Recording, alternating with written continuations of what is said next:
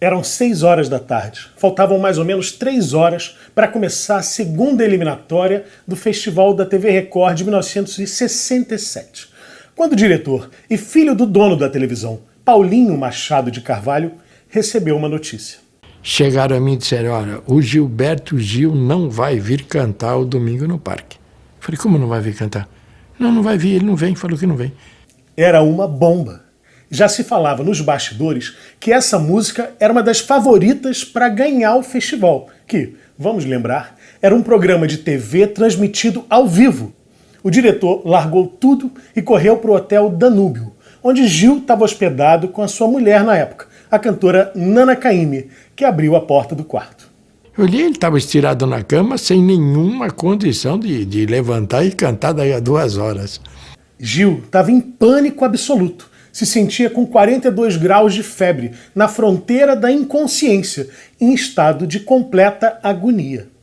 Ele sabia o que iria acontecer depois que ele se apresentasse no Festival de Música Brasileira acompanhado de um grupo de rock, os Mutantes. Parte dos músicos, colegas dele de geração, alguns amigos próximos mesmo, reprovariam essa pseudo-invasão das guitarras elétricas na até então imaculada música nacional. Era esse o peso que ele sentia. Nana e o diretor da TV resolveram dar um banho nele. Paulinho Machado de Carvalho até calçou as meias do Gil, tal era o estado de prostração. As imagens do festival que sobreviveram ao tempo não retratam essa agonia, ao contrário, mostram o Gil alegre e extrovertido, como sempre. Quando eu vejo as imagens hoje, eu fico admirado de que as imagens não tivessem gravado, na verdade, um fantasma, que era o que eu era naquele momento ali naquele palco. Com uma interpretação vibrante, Gil ficou em segundo lugar no festival, dando início ao movimento que mais tarde viria a ser chamado de tropicalismo. Eu sou Flávio Mendes, músico e arranjador. Esse é o Arranjo. Seja bem-vindo.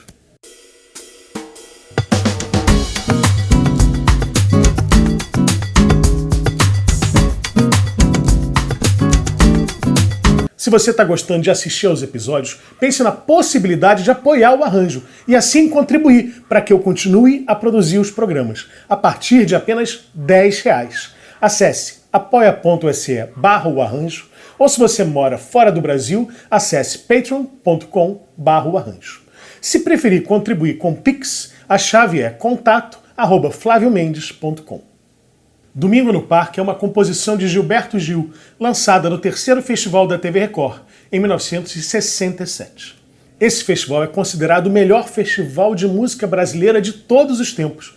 É o festival da consagração de parte de uma geração que já estava amadurecida, e todos ali colocaram as suas melhores composições. A canção, para um festival, tem que conquistar o ouvinte em 3 minutos, de cara. E Gil pensou num triângulo amoroso com personagens do povo, populares. Um dos grandes compromissos que a gente tinha naquele momento era com essa dimensão popular da vida brasileira, da sociedade brasileira, narrativas sobre o povo, sobre os personagens comuns da vida popular. Gil compôs um baião estilizado, mas já estava em curso um plano dele e do Caetano Veloso de modernização da música brasileira. E isso incluía se abrir para receber influências da música pop mundial. O temor que tomou conta do Gil não era infundado. A música brasileira pós-bossa nova e pós-golpe de 1964 estava numa fase de intenso nacionalismo e era bastante compartimentada. A coisa era tão rígida que Gil conta um fato curioso. O seu cunhado na época, Dori Caymmi, o proibia de colocar na vitrola da casa dele o disco Sgt. Pepper's, dos Beatles. Dizia que aquilo não entrava lá. Entre os jurados do festival, existiam nomes ligados às vanguardas culturais, como o maestro Júlio Medalha. E esses, de cara, abraçaram as novidades tropicalistas. Mas tinha também gente mais ligada à música tradicional brasileira, como o jornalista Sérgio Cabral. Quando eu soube, né, que tanto ele como Caetano iriam se apresentar com grupos de rock. E eu fui com má vontade. Falei, pô, grupo de rock, a música, E aí aconteceu essa coisa maravilhosa, né? A estética venceu as minhas velhas convicções. Porque as músicas eram maravilhosas, tanto Domingo no Parque quanto Alegria, Alegria. Domingo no Parque eu considero uma das maiores músicas já feitas em todos os tempos do Brasil. É uma música muito bonita, muito bem feita, muito inteligente.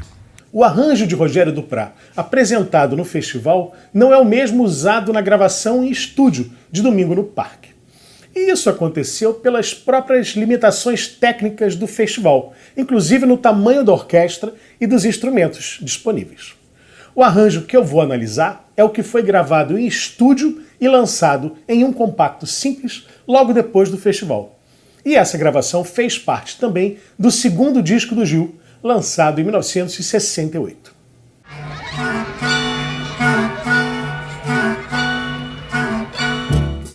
No começo de 1967, Gil recebeu um convite para ficar um mês em Pernambuco, a convite do Teatro Popular do Nordeste.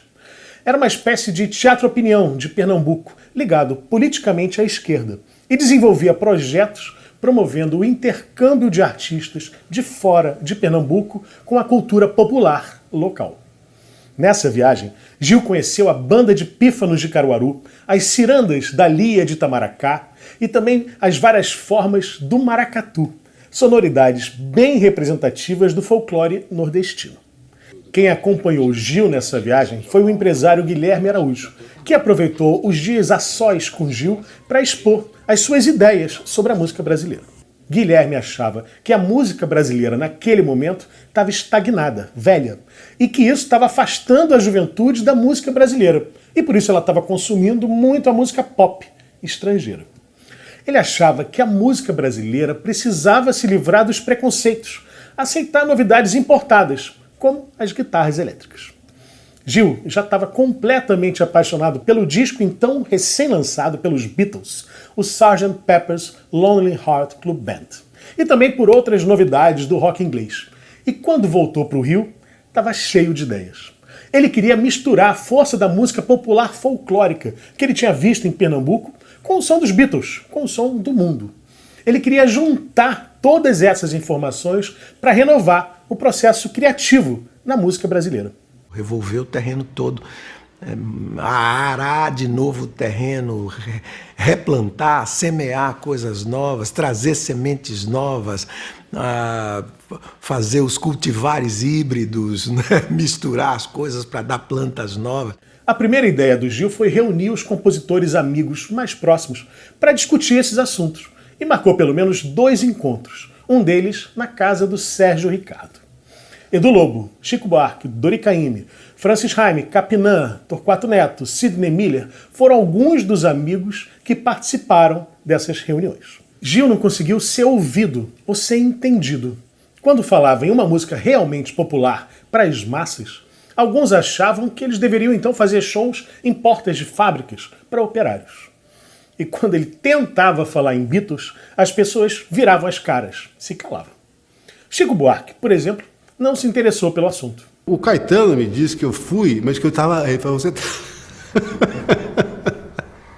Então, se eu estava lá, provavelmente eu não me lembro, né? Eu não me lembro de nada. Apesar de todas essas ideias universalizantes sobre música, Gil acabou fazendo parte de uma passeata que ficou conhecida como a Passeata contra as Guitarras Elétricas.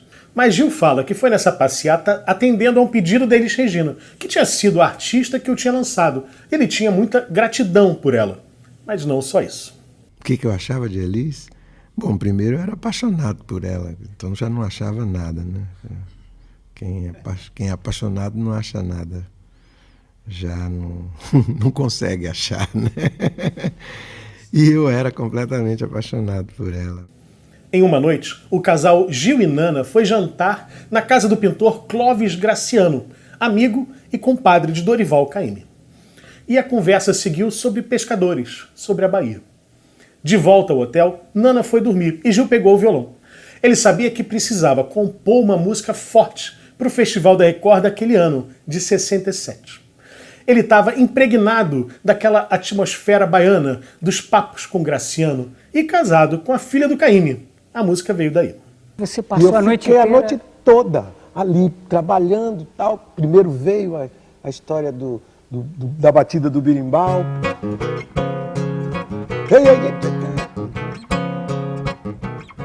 Peguei o violão, comecei a fazer isso e tal. Aí comecei a desenhar os personagens, o rei da brincadeira, o rei da confusão, um José, outro João.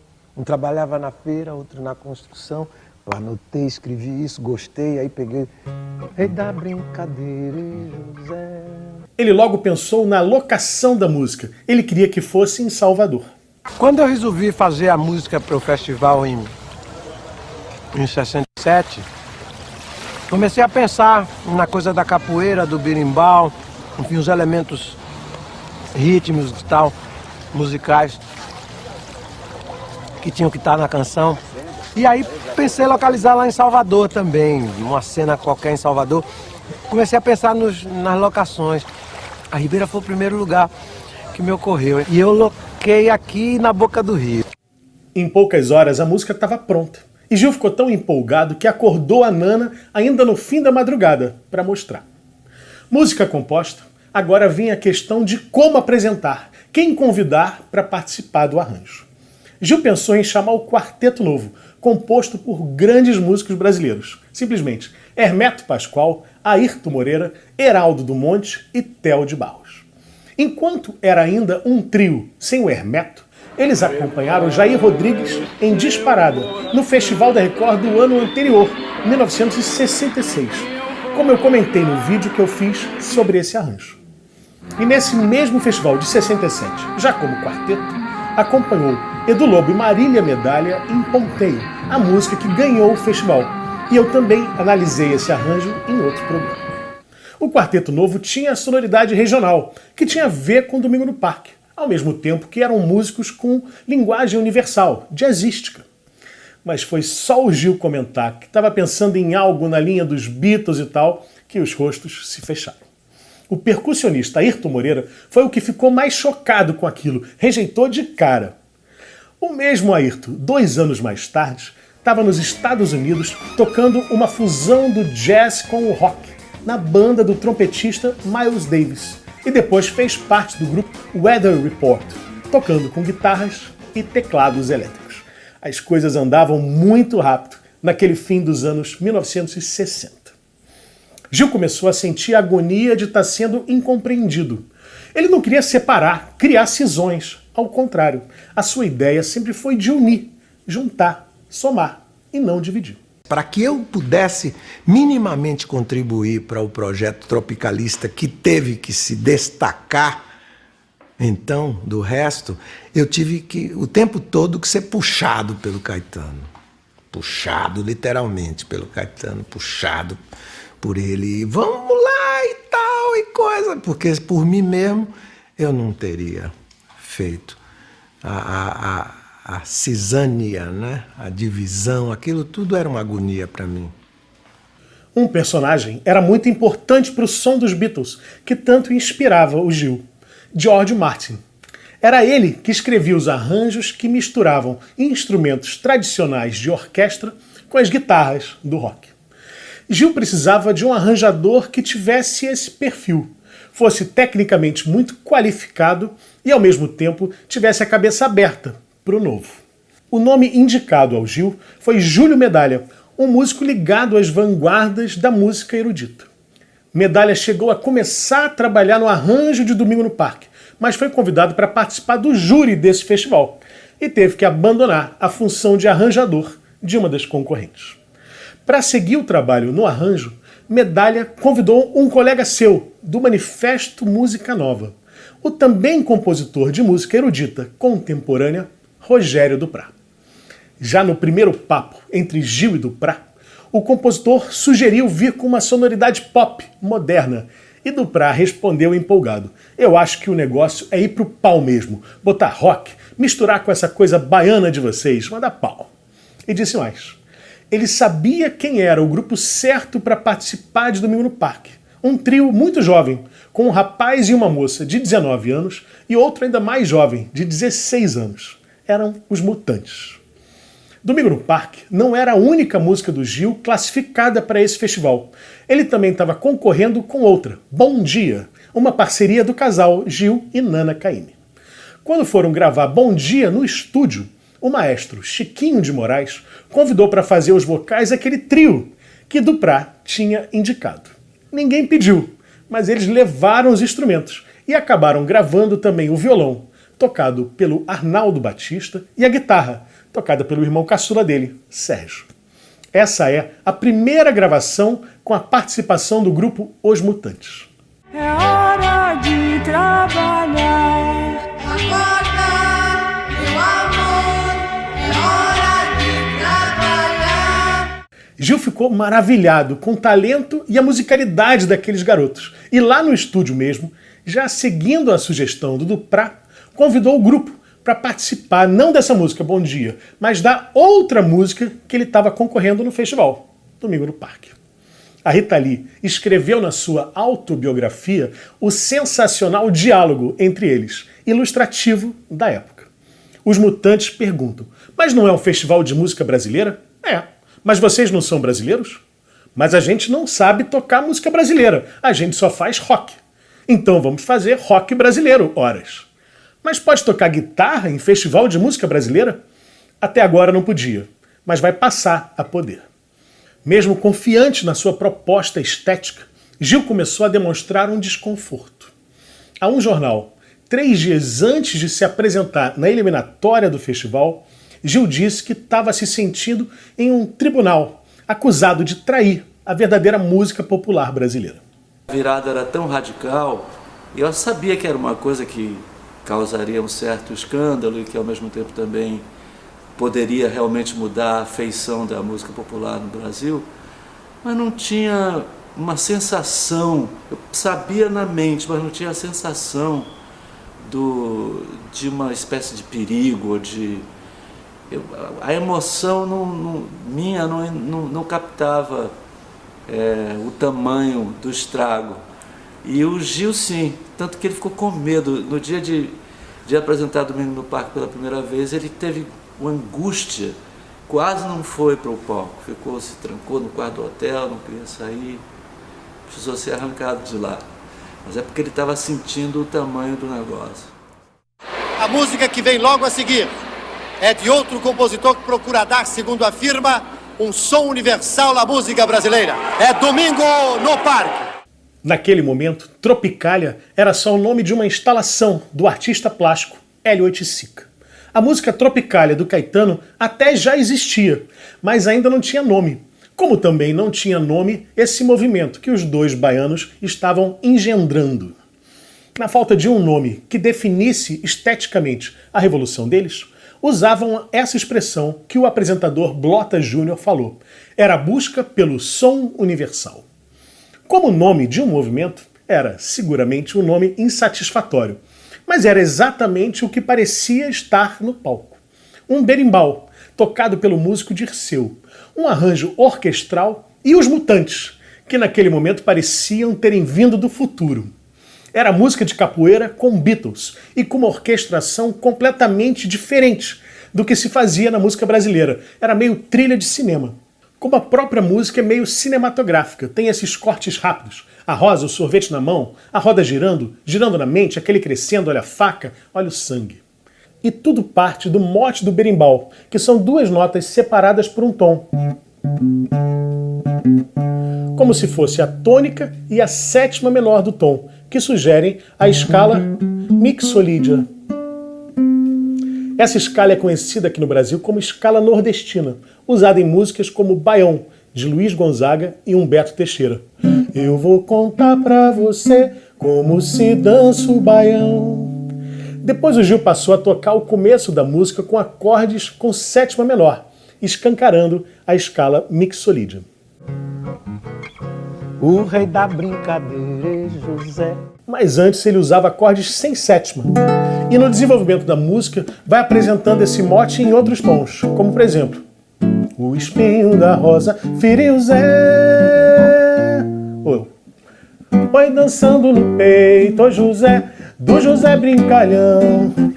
O sorvete e a rosa a rosa e o sorvete. Depois, Juliana girando, girando, oi na roda gigante, oi girando.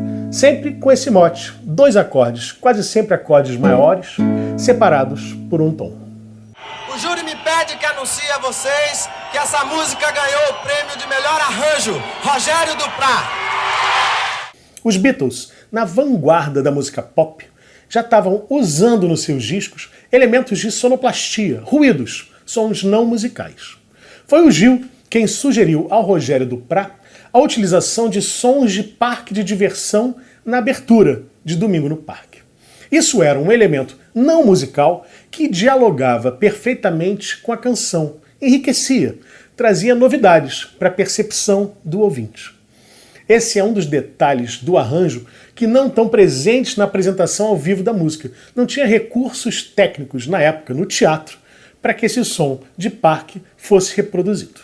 Gil e Duprat trabalharam por dias esse arranjo, discutindo climas, interferências, e isso não era comum na música brasileira. O habitual era o arranjador receber o material, conferir o tom com o cantor e escrever sozinho o arranjo.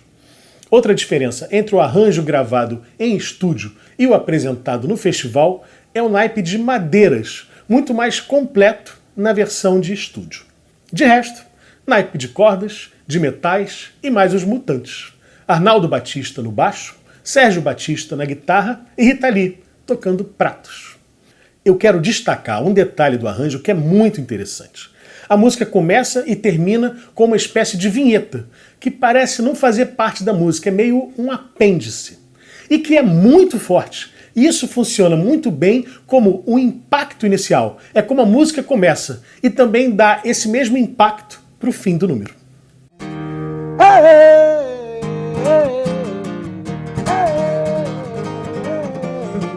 Aí no arranjo do Duprat, ele bota o realejo que está no início da canção, né? Ele mistura com...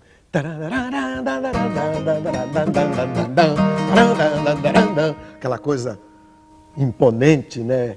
A grande eloquência do final, como se fosse um pós-fácil, né? É bonito aquilo, lindo. Domingo no Parque pode ser dividida em 4 partes. A primeira parte, de 12 compassos, é toda sob o riff do berimbau e basicamente apresenta os 2 personagens masculinos, José e João.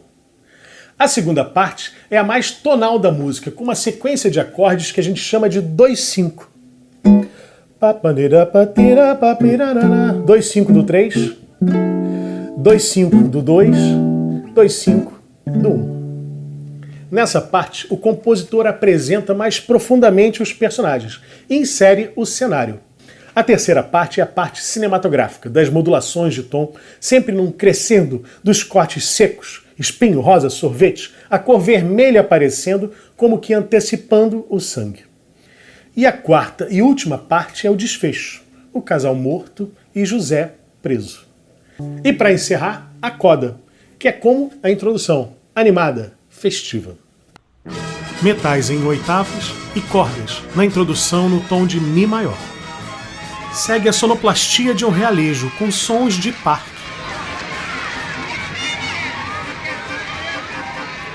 Agora o naipe de madeiras em quartas, no tom de Fá maior. Depois esse naipe faz o mote do berimbau, já no tom em que o Gil começa a cantar.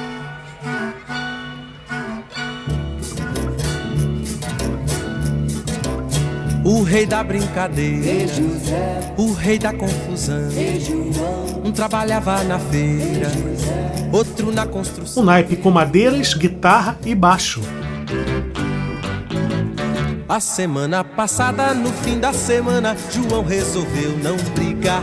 No domingo de tarde saiu apressado e não foi pra Ribeira jogar. Capoeira não foi pra lá. Cordas no ritmo do berimbau, na região aguda.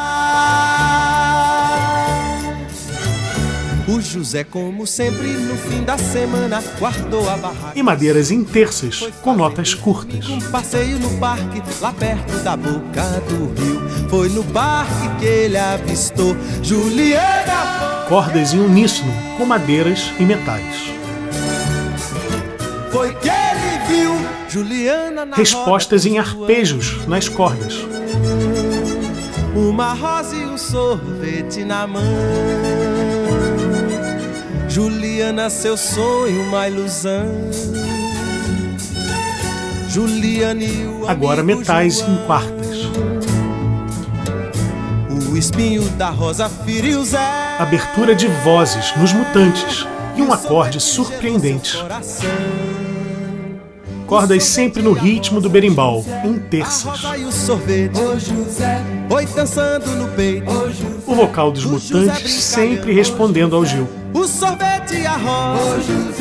Metais dobrando as cordas. Oi, girando na mente do José Brincalhão. Juliana. Cordas com frases ritmadas, seguindo o ritmo da base. Oi, na roda gigante, o amigo João. O sorvete é Naipe de madeiras e cordas, formando tríades. oi, girando, girando. Oi, girando, girando. Olha a faca, olha o sangue na mão. Agora respostas na guitarra. Juliana no chão, outro corpo caído, seu amigo João. Na parte lenta, base harmônica de cordas e frases no oboé. Não tem mais construção, não tem mais brincadeira, não tem mais confusão. Na coda voltam as frases da introdução, oitavas dos metais e cordas no agudo. Final apoteótico, com solo de guitarra.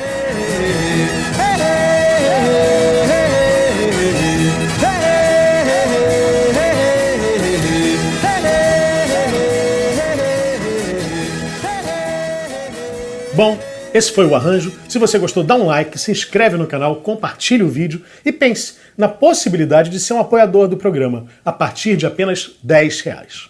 Acesse apoia.se/arranjo ou se você mora fora do Brasil, acesse patreon.com/arranjo. Se preferir contribuir com Pix, a chave é contato@flaviomendes.com. Muito obrigado, até uma próxima. Eu encontrei esses três jovens, dois rapazes e uma moça. São excelentes instrumentistas, excelentes pessoas com sensibilidade, com percepção artística. Quer dizer, por que, de repente, eu vou me privar, entendendo, desse valor que está junto a mim, que pode contribuir para o meu trabalho, para o trabalho de todos? Acho besteira. Então eu peguei os meninos mesmo e disse, vamos lá, e acabou.